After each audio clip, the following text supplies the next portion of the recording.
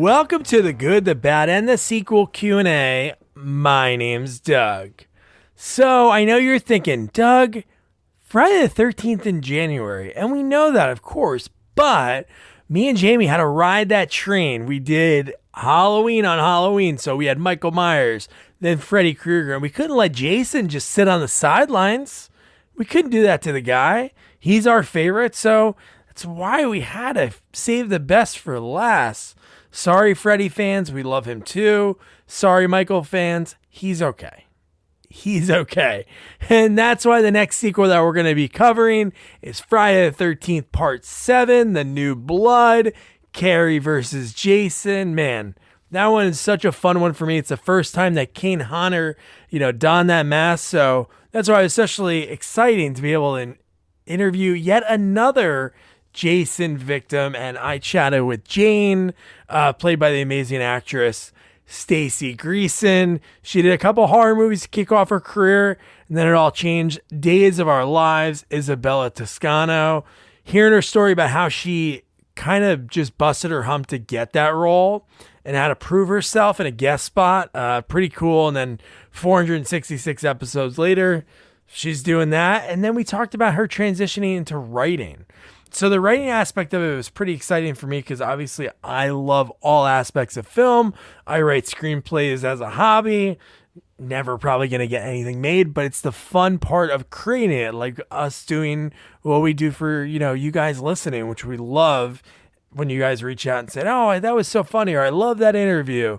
So keep that coming. We love it so much, and follow us on all social media at Sequels Only, and tell your friends about us, subscribe, rate us wherever you listen. And we talked about Staci's book, back to Staci, because she's more important than we are. We talked about All the Girls in Town, her novel, kind of a thriller. We talked a little bit about that. Another book that she wrote in, 1999, Y2K, that she's going to be working on. So I thought that's pretty interesting.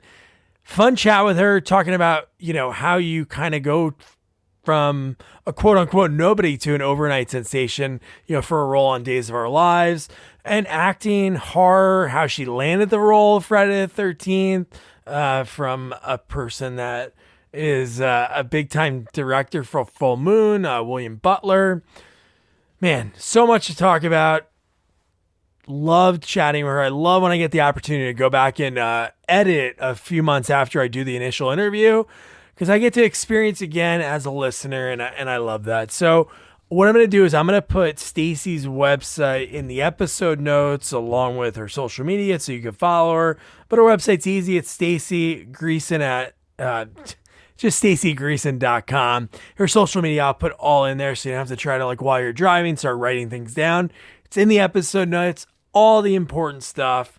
So yeah, without further ado, here is actress, but more importantly, writer, Staci Greason. No, so this would be really fun. Usually, I jump off the bat, where people started, but one thing I'm fascinated by you is the writing end of it, that you're a writer. Was that something that you did way back when, or is that something you fell in love with, over the years? I wrote when I was a kid. I grew up in the sort of half off the grid in the woods in Colorado. Oh, and so I okay. had a lot of time to myself. My sister and I were just sort of range free. It's we're still here in spite of mountain lions and bears. We're still here. And we were range free kids. And I wrote songs on my guitar. I wrote bad love poetry. But I had a huge fascination with movies and with musicals. So I always thought I would be a singer. So that's why I was writing songs, is that I thought I would sing them and play them on my guitar and at the piano, but I'm not that great a singer. So, but it wasn't until, and then I really didn't write for a long time because I was acting, and then it wasn't until I was on a soap opera that I had a lot of downtime and I started doing a little bit of writing, and holy shit, this is what I want to do with my life. I'm not an actor, I'm a writer. Wow. So It just felt like coming home. Yeah, so even more fascinating. So how do you go from being half off the grid in Colorado? Where is that point in your life, obviously you love movies, you love musicals. Where's that step to pursue acting as a career? How did that start? My high school, I was very, very shy as a kid, which my friends find hilarious now because I'm not at all. I was really shy, but my best friend in high school, Judy Sperber, she was a year older and I was her tag along. And she was like, we're going to audition for this musical, How to Succeed in Business Without Really Trying. And you're going to audition with me. And I got in the chorus. And then I just got the bug up on stage with, live theater with an audience. I had the bug. And I always loved musicals. I was always running through the woods singing The Sound of Music and Yeah. music. Oh, yeah. I was really, yeah, wearing my Aunt Margie's old blue prom dress. And I definitely wanted to grow up to be Barbara Streisand. Like, that was my goal. That was your goal. Yeah, that was my goal. And so I did theater in high school. And then I didn't I didn't have an idea. I wasn't, in high school, you're not really formed. And all my friends were going away to college to pursue theater. And so I just followed them.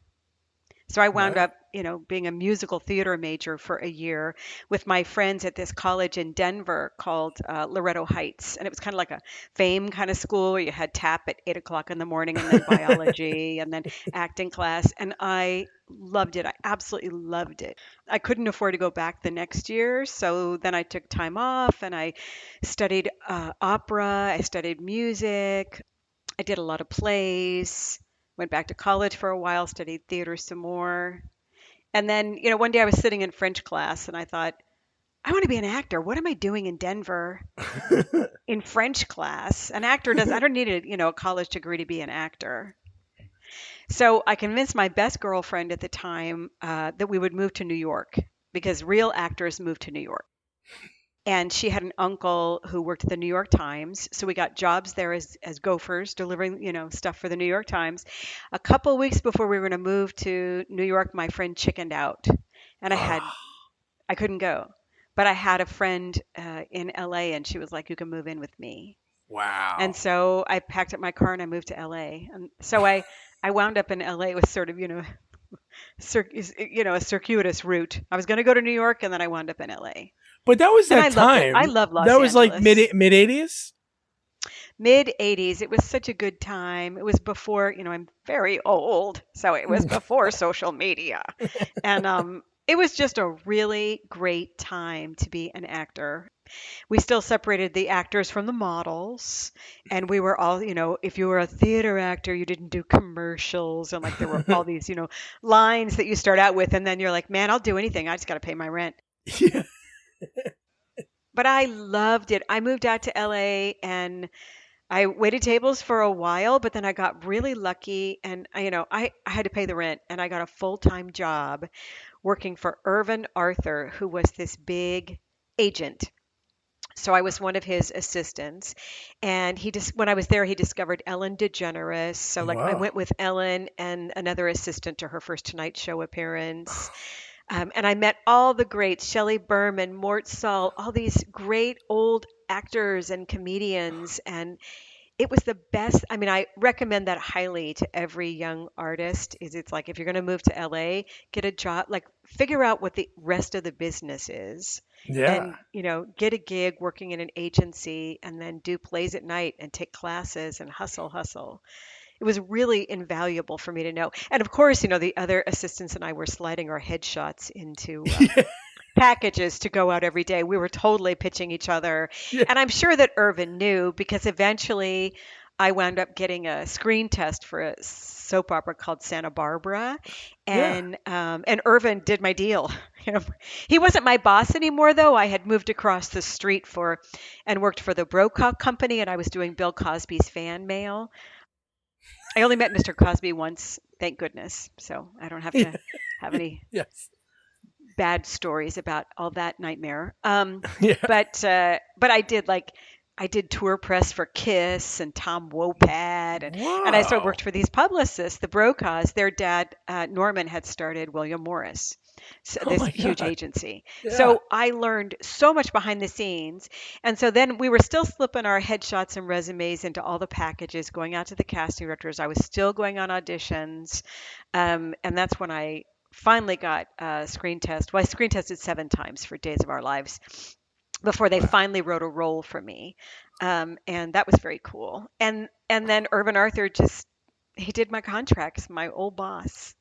So yeah, it was really great. And Ellie Canner went on to the other assistant went on to be a huge cast director. She cast Friends. Oh, wow. So yeah, it's fun to be around LA long enough. If you stay long enough and you keep working, eventually, I think the people that it works out. Are the ones who stayed Yeah. because it's really hard to stay. Oh no, it's got to be because so many people. You got to think the success rate in Hollywood is so low. So if you don't have that drive to make it, like I think Stephen Colbert said it, even though it's not, he wasn't out in L.A., but he was at Second City in Chicago, and he was the backup to Steve Carell, Right. and he said to everybody in like the cast, they were like, if you stay here long enough, you'll get a show. It doesn't mean you're going to be somebody, but you could stick it out, you can make it. And then sometimes it does happen in Hollywood. You get your shot. It just depends on if you can nail it or if people like you. But that's so great. You auditioned 7 times and they created a role for you. Well, I screen tested. I think I screen tested 6 times. I may be Wow. remembering how many times wrong, but the network didn't think I was pretty enough to be on a soap opera. Oh, But the executive producer, Shelley Curtis, at the time, really loved me. And the network had no say so on guest roles. So she wrote a guest starring role for me. And then she told me, you have 2 weeks to prove to the network that you deserve a contract. And I busted my ass. wow. And it was so much fun. Do you like that versus like movies, like acting? I've interviewed a few people that were on soaps, and just the regiment. It's like get it done, right? There's no like 7 takes for It's a so scene. hard. Yeah, It's really hard. Well, they're just completely different animals. Being on a soap yeah, opera is a little like doing a play every day. And if your character is super hot, so when my character's storyline was super hot, it was 40 pages of dialogue to memorize a day. And wow, those were the old days where we used to start at like you'd get on set at 5:30 in the morning, and sometimes you got home at like 9 or 10 at night, so you're working 80-hour weeks. And yeah, they don't do that anymore. Now they do what's called block and tape. So you show up, you tape your hair and makeup, tape your scenes, go home. yeah, um, but it was, yeah, but I loved being on movies, but I didn't do that many before I quit acting to pursue writing. yeah. But I got my chops starting in horror films, right? Was that your So first? Was that before, or it's like the same it was year, right? before my first paid acting job was in a horror film called Terror Night, Oh, okay. So written that's by the the first time you worked with yeah, William written by Butler. the wonderful, wonderful Kenneth Hall, who's like a special effects master. Nice. And he I can't remember how it wound up that he wound up not being on the movie, but he wrote the original script. But Oh, okay. it was so much fun. It was the most fun I've ever had. We just ran through the woods screaming and dying, and we had a blast. It was really fun, and I think we went through like 3 or 4 directors, and um, it was crazy. Yeah, it was Yeah, like guerrilla filmmaking, shoestring budget. I think the guy who produced it, I shouldn't even say it, Mafia. I don't know, I'm but sure. it was crazy. It was crazy fun. And I think that, yeah, I would think, well, I was the lead. My name was Kathy. They didn't even offer wardrobes, so I wore my friend Julie's pink pantsuit that was like 2 sizes too big. And I'm just like this big head of hair running through the woods screaming, having the time of my life, That's awesome. acting up a storm, like using all my Meisner training and my Stanislavski, like my real training as an actor. Yeah, And I'm just determined I'm going to give like an Academy Award winning performance. And it was a blast. that's awesome. So does that? How soon after that do you get Friday the 13th Part 7? I can't remember in years. It may have been like a year. It's Maybe it like the was same year. less. Well, it came out the same year on IMDb. It doesn't mean it was filmed the same year, but Well, if memories, so when I did Terror Night, which I think is now called Bloody Movie. We rented it recently so I could show it to my husband, and he was like, "That's the worst movie ever made." It is so bad, it's fantastic. Nice. I love Um, that. and So on that film, I made some really good friends. Billy Butler, William Butler, who's Yep. big horror guy. Big So director for Full Moon. He does all the Full Moon movies now. yeah, so he and I were the little leads in Terror Night, and that's how we Okay. met and became friends. We were the Okay. last two to die, so we had the most time working together. And Yeah. then, and he sort of taught me the chops because he'd been in a bunch of films already, and don't blow your wad the first take, like stop crying on the first take, like here's some eye drops, like take it down a notch. It's a long night. You need to just. So I learned a lot watching Billy. He's a really nice guy, and then he was doing Friday the 13th, Part 7, and he called and said, "Get down here, meet John Beekler. I want you to play my girlfriend." And so I came down and met John Beekler, who was the nicest man Oh yeah. ever. May he Yeah. rest in peace. John Beekler was a sweetheart. And so then I was playing Billy's girlfriend in Friday the 13th, Part 7, and I was getting flown first class to Mobile, Alabama by Paramount, and I was like, "That's it. I'm a star. I'm a movie star." I I made was so it. excited because I was the first one killed, and I was like, "Oh my God, Kevin Bacon was the first one killed, right? In Friday the 13th one." And Yep. I was like, "Oh my God, I am literally 6 degrees of Kevin Bacon." You are. Nobody can say I can really say it. I was so excited. I was just out of my mind. And I went and, did the scenes and it was over but it was a blast. I loved working because you know what? I mean, a lot if you the saying is if you want to hear an actor complain, give them a job. And I have found that to be somewhat true, but I was so grateful. I was so shocked every time that I have a job. I'm like literally getting paid to do this. I'm getting paid to Yeah. do this. I'm not sitting at a desk, in a cubicle. It's this is like a dream. It was just a dream. Yeah. Now, was your death scene, was that the way it was scripted, like the way it was actually eventually shot? So I know that movie got Yes. crushed, and Beekler was heartbroken about how much got cut out of that movie. Oh, well, I don't remember my stuff getting cut out. That's good. I don't remember. I know he worked really hard on it. Yeah. I just remember having a lot of fun with my death. I just did another podcast recently, and the name will come to me, a horror podcast, where they break down the film by beats Oh, uh, cool. and they made fun of me they said when I'm dead you can see me breathing, you can see the cold air coming out of my mouth, and I'm like, well, I can't take that back. That was a long time ago. Yeah. But I was convinced I gave a stellar performance. I had this whole idea that acting was lowering your voice, and so I think my line is, "When's the last time you put gas in that thing?" And it's like, what? What am I doing? And why do I have all that hair? What is all that 80s hair and the shoulder pads? Did you do that then? Did you watch yourself, like, even when, like, the soap hit the air and I'm sure we're watching yourself. Did you, like, critique yourself, like, at that time, or do you do it more now? Oh, I don't do it at all anymore. That's the Good. gift of being in my 50s. Is it's like, who gives a crap Nice. what anybody thinks? Yeah. Oh, Um, totally. but being a young actress, yeah, I don't know what it's like anymore, but it was brutal. It was Yeah. brutal back then. I definitely smoked 2 packs a day, worked out twice a day, vegan only. Yeah, very like, I think I weighed like 104 and I was the fattest person on the soap opera. So Oh, it my was like, God. yeah, it was brutal. But a lot of it was internalized too. It wasn't just, Yeah. nobody was coming at me telling me to do it. But They're like, when you're an here's your actor Marlboros and for the day. yeah. Well, Yeah. you're an actor in LA. Definitely, there were suggestions made to me over the years I'm to get, sure. get the eyes done, get the boobs done, and I thought, I'm in my 20s. If I need this done now, I'm not going to make it to 40. This is Yeah. not a way to grow old. No, not for No, not me. at all. No. No, it's insane that they would do that. But I think it's so Not in a cool that, horror film. I mean, yeah. let me tell you, the horror film world, people are so, it's been my experience, so nice. Yeah. The fans are great. People are just great. There's not like the crazy. Sometimes with soap fans, most of them are nice, but every once in a while you get a real Yeah. scary. Yeah, yeah. So, and then you just call the FBI and you say, please take care of this Please for get this real. person off my Yeah, property. Yeah. Isabella. They're just Yeah. like shouting outside. Yeah, yeah, it's interesting. You get all kinds of letters, you get all kinds of fan mail. You have fans who tell you, like, Isabella, Victor hid the key to your mother's diary in the library under the clock. And you're just like, this isn't real, right?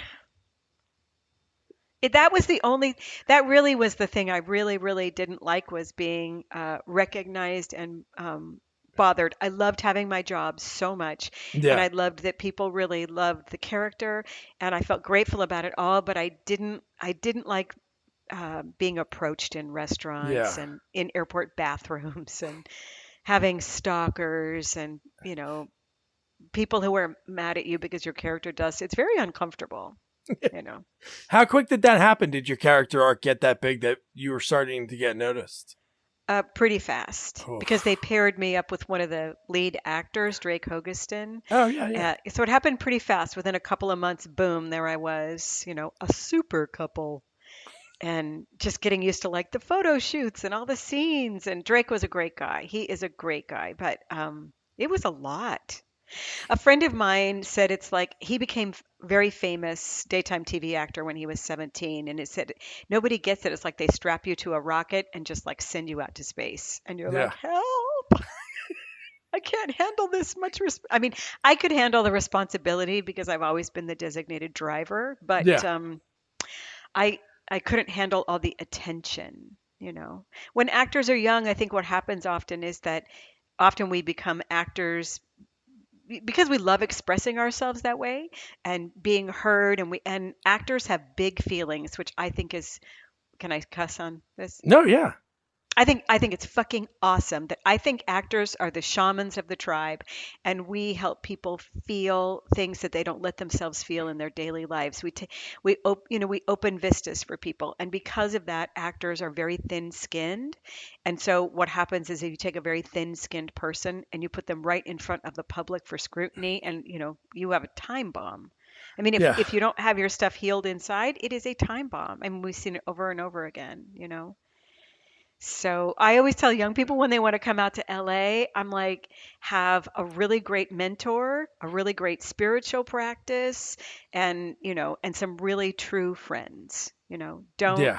like don't come out to be an actor to fix something that's missing from your childhood, which is, a recipe for disaster.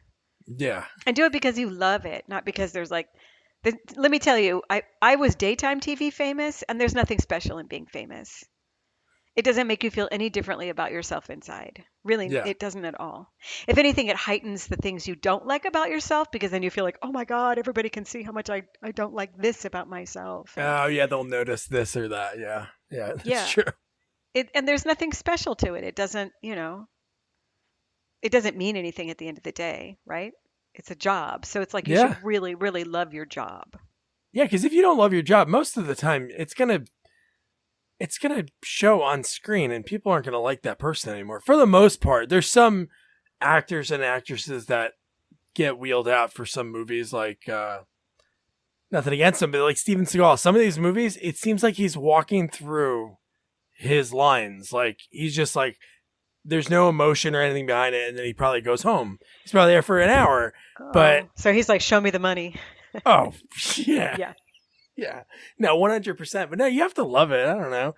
I feel like all the people that I talk to, whether it be like people in front of the camera or behind the camera, like you have to have like this different gear to go through it. Because like you said, you went on all the auditions, screen tests. Some people after like 3 screen tests be like, all right, I guess this isn't for me. I guess I can go take the bus back to wherever Nebraska, and I can go home. But you have to have that different like gear. There has to be something inside a little different that you have that drive to succeed. Yeah, and I don't know where the drive comes from. I mean, I've been a writer for a long time without any money until recently, and I've had every day job you can possibly imagine, and I would beat myself up all the time, like, why did I quit a lucrative job on daytime TV to write novels and screenplays that nobody wants to buy? Why would I do that to my? But there's a kind of inner drive. You can't really help who you are and what you're passionate about. And I figure, I have a a friend, an artist, Dustin Schuler, and he's no longer alive, but he was this just wonderful visual artist. And he said to me, I was complaining about, writing this thing and that thing and how nobody wants it. And I'm temping at the state of Colorado and living in my parents' basement. This was in like my late 30s, early 40s. I was telling him all the things I was doing. And he said, wow, not a bad way to spend a life, is it? Making art. It's Yeah. not a bad way. And I thought, oh my God, it is not a bad way to spend a life making art. I mean, even if nobody ever pays you for it, like it's not a bad way to spend a life doing what you love. Some of my friends who are the best actors I've ever seen have never gotten a break. And they do plays in town but they've never gotten that, they've never been able to make a living at it, I should say. To me, a Yeah. break is making a living at it. Yeah. So it's just luck of the draw. It's just No, it karma. You don't is. know. But you should just, if you love it, you should just keep doing it. And if three screen tests you don't get, like make you want to go home, then you should go home because that's okay too. You should Oh have a good yeah. life, right? Yeah. But at least you tried. At least you came out, you did some screen tests, you were like, "No, thank you. That's not for me." Yes. No, but like you were saying with Ellen, like Ellen might have been Ellen no matter what, Right. if she wasn't discovered. Or the opposite. Maybe somebody doesn't discover Ellen and then somebody else gets chosen in that moment. So you just have to nail your moment. There's so many people that you probably, because we only remember the ones that make it, but we never think about the ones that had like the show that was on for a little bit that maybe just didn't get the ratings. That person like had their shot and just people didn't gravitate towards them. But no, that's why I love interviewing people and hearing about like how they, because it's so fascinating, like the whole thing behind it. And what's super fascinating is with soaps, to go back to that, like with Days of Our Lives, it's so crazy with that show because they could do it because there's no kind of like horror, there's no rules to like the way things are, Right. that Right. that your character was able to come back so many different times. How was that, like getting that call? Or I don't know, I'm sure they called you and said we want Isabella back, like in the 2000s or in 2010. Well, it was great because I needed the money. Oh, of Um, course. Yeah, I'm sure. but it wasn't like the first Yeah. experience.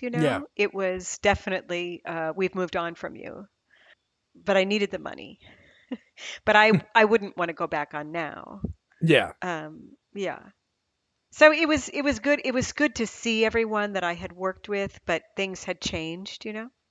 So it wasn't the same as the golden memories I have Yeah.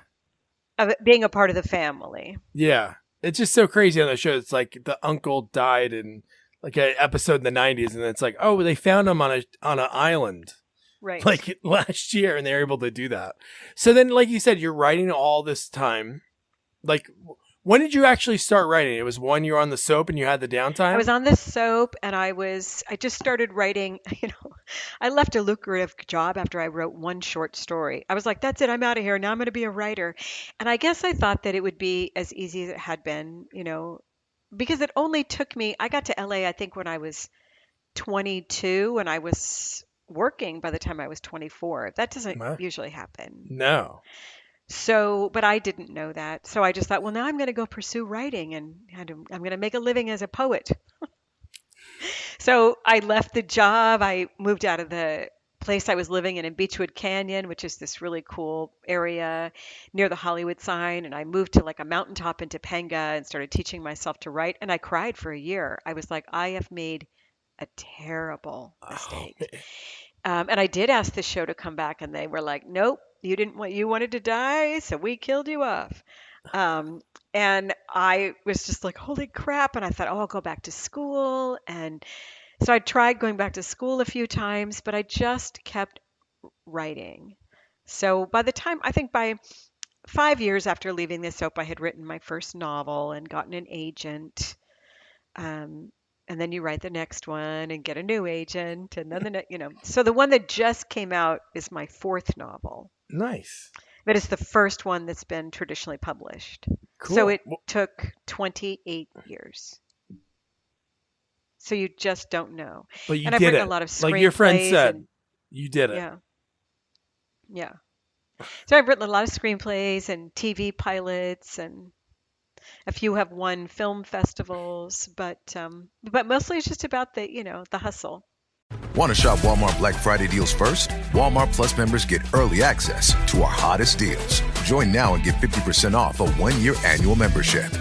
Shop Black Friday deals first with Walmart Plus. See terms at walmartplus.com.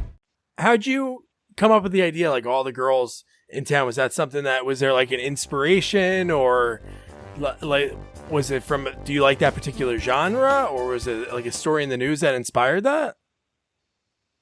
Well, so it's women's fiction, and it's about three women who come together to um, seek justice for a rock star who destroyed their lives. So it's very much a Me Too book, but it's also about family and friendship and body issues and alcoholism and racism and abortion, and it's like everything. So I don't really come up with an. It's more like an idea sort of visits me. Okay. And a million years ago, I used to only date musicians, which is like being always breaking up with somebody. And but I loved musicians. I still love musicians. And I used to keep a blog about dating musicians. And so one of the characters in my novel, All the Girls in Town, Danny, she keeps a blog about her ex-husband, and in every entry she kills him in a new and interesting way. So she Wow. calls herself a literary assassin.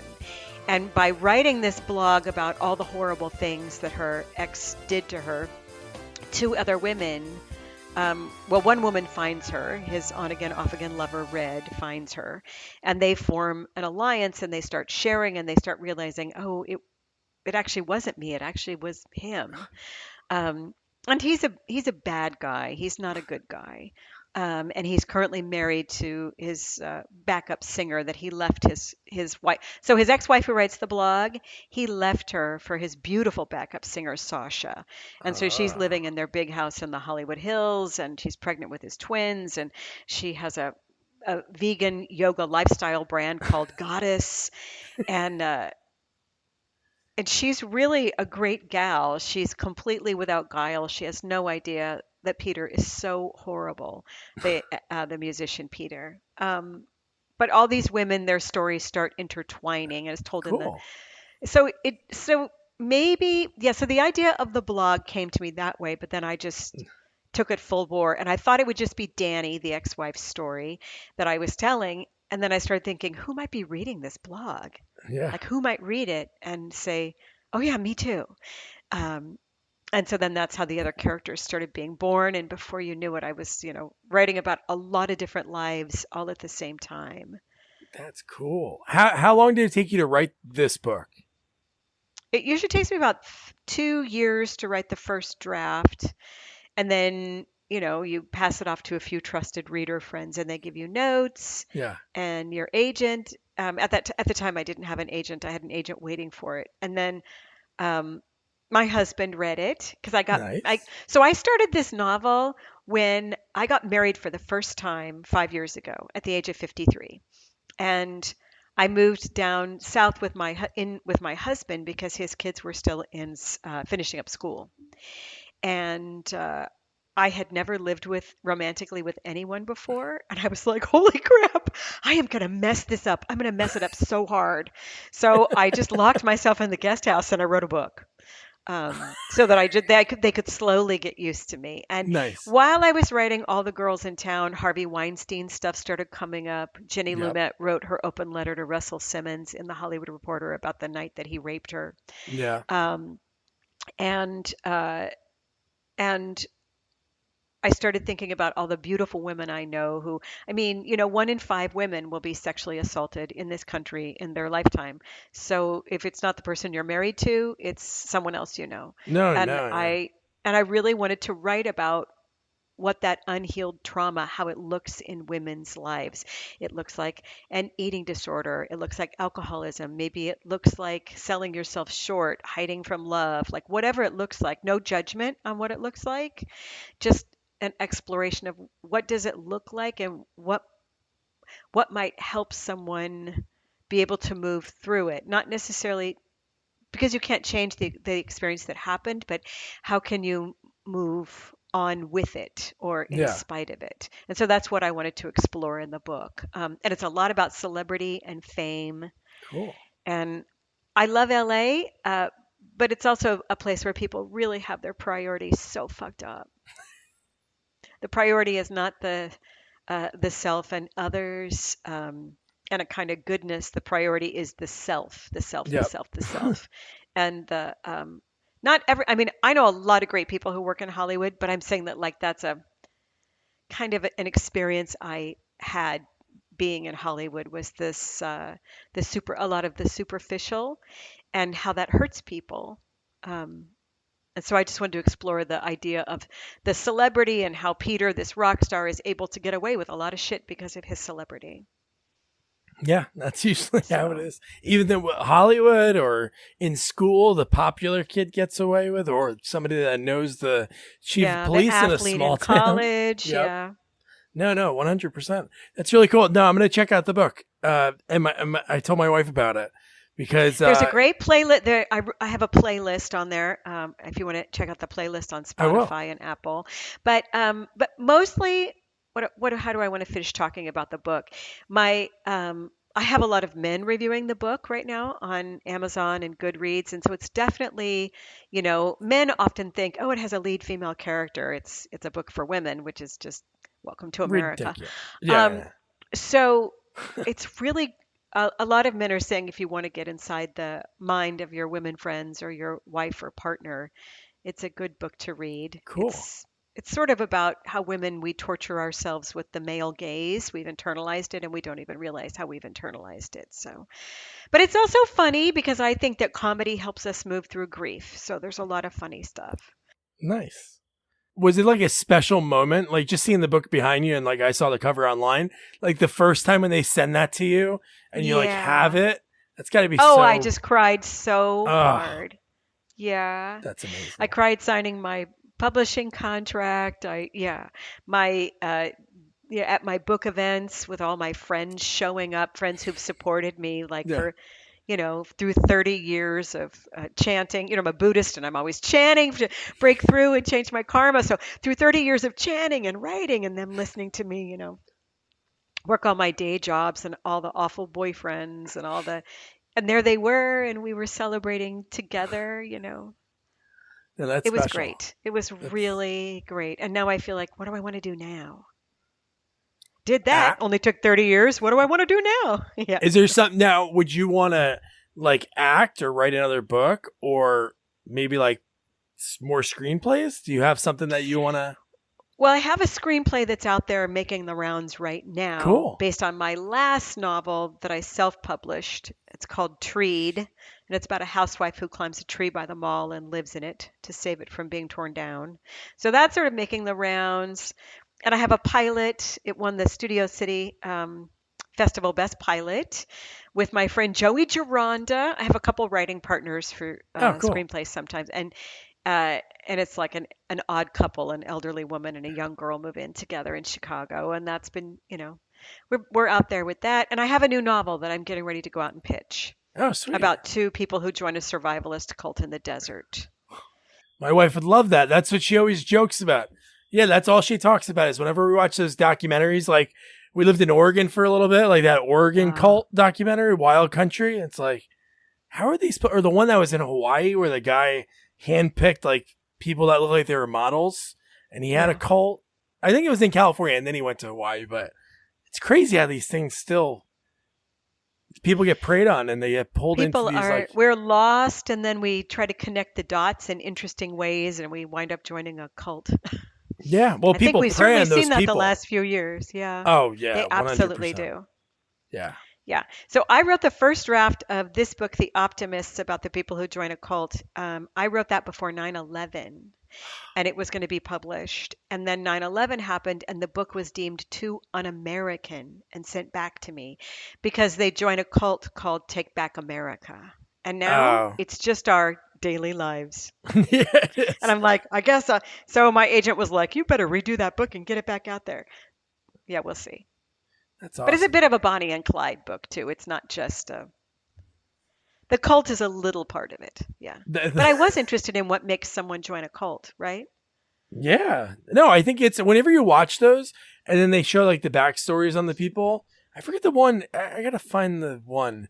It was like this guy. He did cults throughout the country, but the one in California, it was just the guy and his sister. I think his sister was in it, and then she convinced him to join. And he was like, one day we realized we're like all like model looking people. It was just no like normal quote unquote like people around, and this guy would just pan pick all these people. And like you're watching the documentary, and you're like, this guy's not so bad, really. Like we didn't watch a trailer on it or read about it, and then it was like, oh, he's basically like using the people like sexually. You find yourself nodding like, yeah, that seems right. That seems right. Wait a minute. No, this is not right. Wait, all the same outfits? I don't have to choose clothes? They're just like robes that they wear every day? That wouldn't be too bad. But and maybe it has to do with people needing to feel special or chosen. Oh, yeah. They found people, yeah, just like all those things. They're all different types of cult, whether it be some types of religions or maybe like AA. Like a lot of those things are cults. They find these people and then you're like, the rest of your life, you're like attached to this thing. Yeah. But cults, that's good. I love cult stuff. Cult stuff. Well, because, fundamentalist, you look at any fundamentalists of any religion, like, the extremists, and it's pretty culty.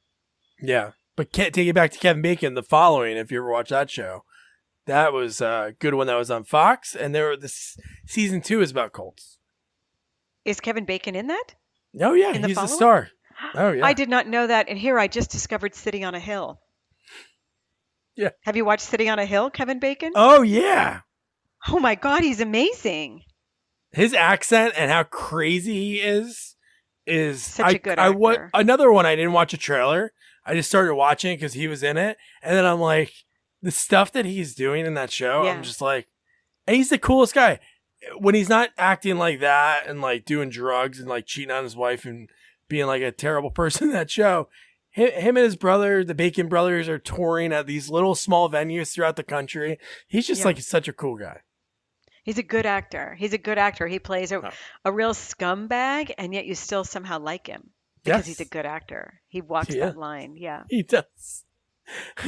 And before I just have like a couple more questions for you, but one cool story about Kevin Bacon, I don't think it ever happened nowadays because everybody knows everyone in a movie, because most of the time movies won't have people you don't know because studios don't want to bank on a fresh face for the most part.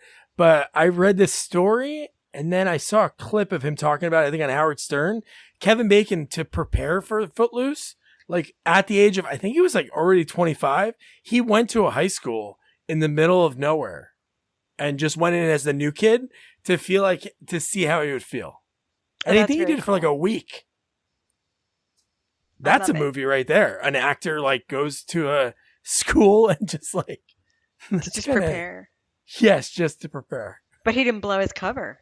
He didn't. Because he's a good actor. Good old Ren McCormick. But no, this has been great, Staci. What I love asking people, obviously you knew that this was something you were going to do. Was there any other career paths? Like I know you went to school for it, but was there any other like careers or jobs that you thought, you know what, maybe I'll do this instead? Never. Nice. And that's why you made it. Never. Well, I had this acting teacher in high school, Neil Fox, who had been an off-Broadway star, and he went back to direct, I think, at Off-Broadway in high school in my little town of Conifer, Colorado.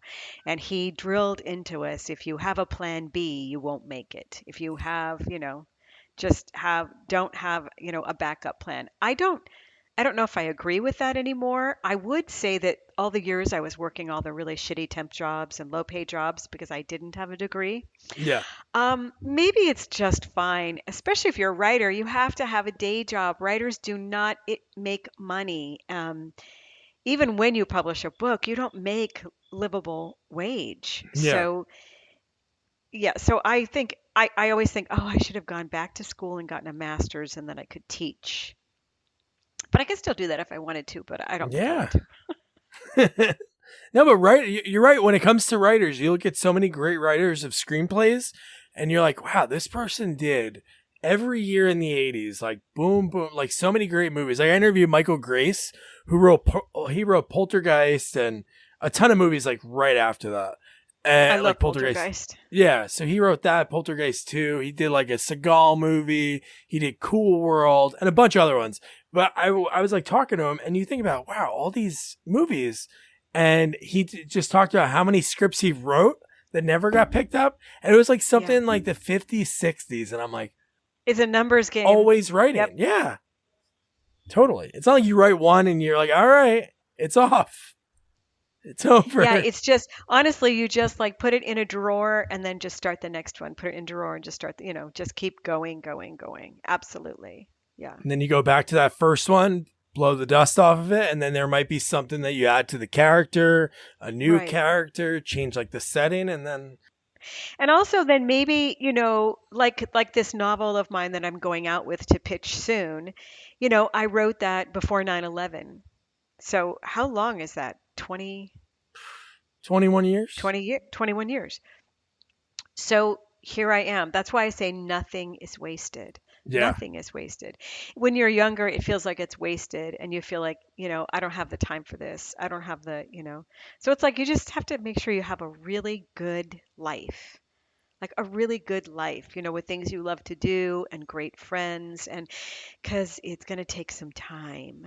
Yeah. And even if you are an overnight success, so maybe I was an overnight success after only being in LA for 2 years and then being on Days of Our Lives. And then it took 30 years for me to have a success again. So overnight success isn't really anything, right? Because what you want is to just keep working. Yeah. Some people are lucky and they just keep working. Yeah. Quick question about that book. When you went back and read it, like when was the first time you touched that again after like 2000, 2001 when you finished writing it? Was it just recently you went back and actually touched it up or anything? Yes. It was during the pandemic when when I had just signed a deal for All the Girls in Town. So that was waiting, and I was waiting to work with the editor, and we were going to hold off for a year. And so my agent was like, pull out some other stuff. So I pulled out. It used to be called Killing All the Actors, and now it's called The Optimists. And because there's no more actors dying in it, we took that out. And I read it, and I thought, oh, poor me. This is actually good. And I told myself, this was terrible, and nobody, they sent it back to you, and you're never going to be a writer.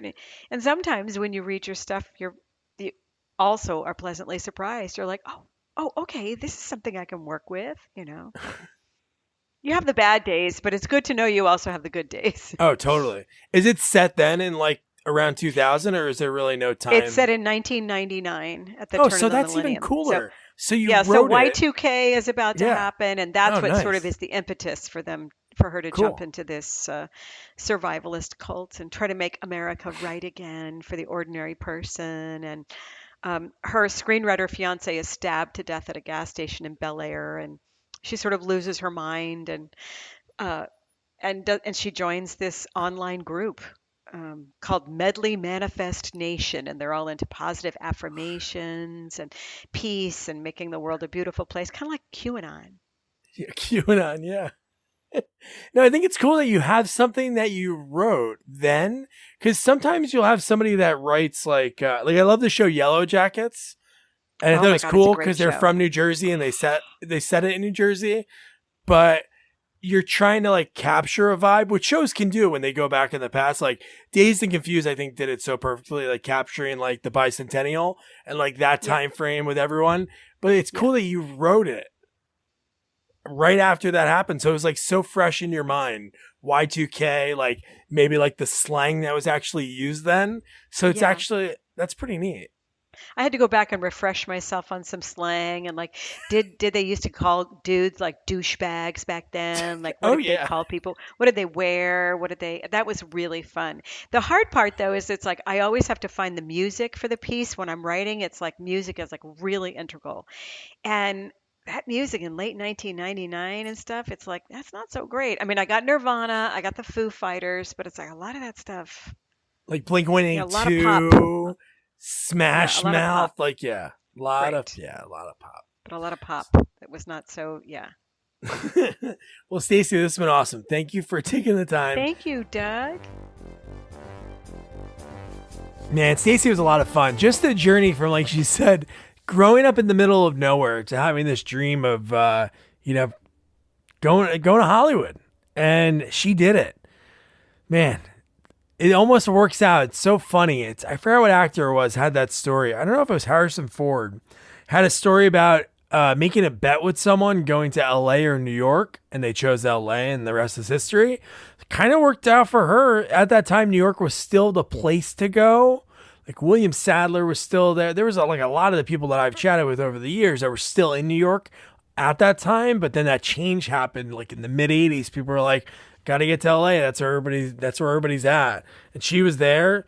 She's in, Terror Night, which she has fond memories of. She loved it. It was the best time of her using all her acting, teachings, running around a forest screaming with big hair. And of course, Friday the 13th. Just an iconic to be able to be in one of those movies and be a victor of Jason has to be quite the honor. And then talking about being on a soap and how everything changed her and like how people didn't know boundaries when they noticed her on the streets. So that was quite interesting. And then talking about writing, I love the process of creating, and hers is great from her book and how she took little pieces from her own life. I just loved it. Great chat. Again, her website, stacigreason.com. Social media, everything will be in the episode notes. Your homework, which is amazing homework. If I was your teacher, you'd probably stand on the desk, give me a standing ovation. Friday the 13th, part 7. A New Blood. Oof, I love this one. The first time, again, Kane Otter dons the mask, and he is so unreal. John Beekler directing it, doing the special effects. I wish we got an unrated version, because they cut this movie so bad, but still a fun one. Still the silly characters. Nothing beats a Friday the 13th. So that's it. Don't forget to review, rate, share our podcast. Follow us on all social media at Sequels Only. And don't forget to check out our website, sequelsonly.com. Good night. Good night, guys.